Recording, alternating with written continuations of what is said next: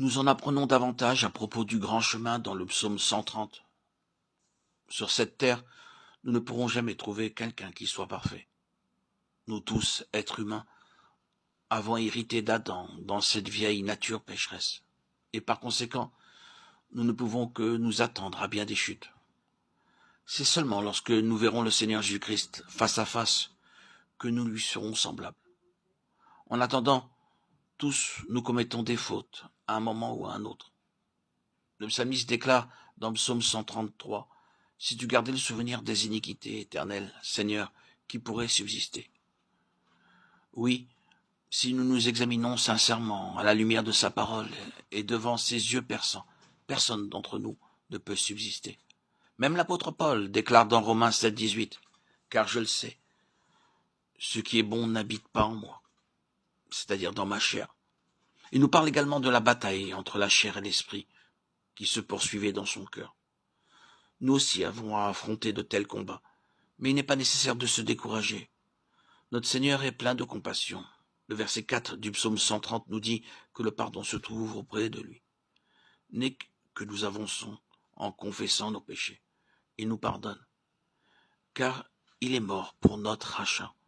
Son amour et sa compassion surpassent de beaucoup notre entendement.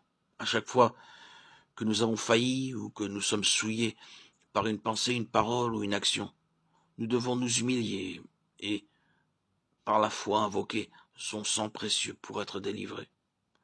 Alors nous sommes purifiés, pardonnés, rétablis et rendus capables de marcher par l'Esprit, selon Galates 5,16. Dans le psaume 135,6, nous marquons que le psalmiste attend le Seigneur. Lorsque nous sommes malades ou que nous subissons une expérience pénible, nous ne pouvons pas trouver le sommeil la nuit. Et de ce fait, nous comptons les minutes et les heures, attendant impatiemment la lumière du matin. C'est la même pensée qui est exprimée ici. Le psalmiste déclare qu'il attend ardemment que le Seigneur vienne, lui pardonne et le délivre. À chaque fois que nous sommes souillés, il faut que nous allions immédiatement vers le Seigneur en confessant « Seigneur, je suis souillé, aie pitié de moi.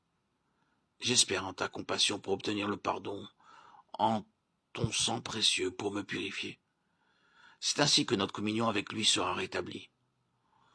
Nous avons aussi ces promesses dans Psaume 37, 23, 28, 38, 39 et dans Proverbes 24, 16. Le diable nous induit parfois en erreur dans nos moments de faiblesse, mais nos besoins sont toujours assurés dans le sang précieux de Jésus pour que nous soyons purifiés et entièrement rétablis. Le psaume 131 montre comment il est dans notre nature de céder à l'orgueil lorsque le Seigneur nous bénit et nous utilise, même si d'autres peuvent penser que nous sommes encore humbles.